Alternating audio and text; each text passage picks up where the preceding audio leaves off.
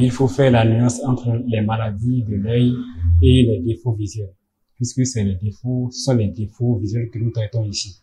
Donc, au nom de ces défauts visuels, je peux dire que nous en avons souvent au moins 5 que nous rencontrons ici, que nous prenons en charge.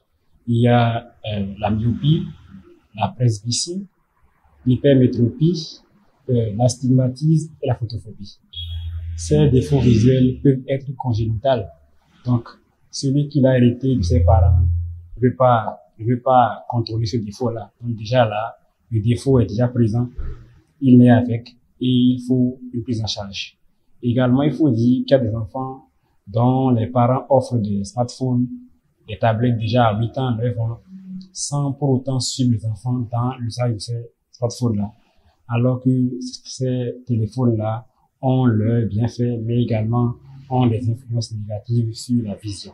Déjà à l'âge de 8 ans, un enfant devrait déjà faire son premier dépistage auprès d'un ophtalmologue ou bien d'abord faire au moins au minimum un test de vue pour avoir une idée de sa vision. Pour pouvoir protéger les yeux des enfants, je conseille beaucoup plus aux parents de leur donner des aliments riches en vitamine A et en oméga 3 pour faciliter le bon fonctionnement de l'organisme d'abord de l'enfant et aussi assurer une fonction oculaire normale.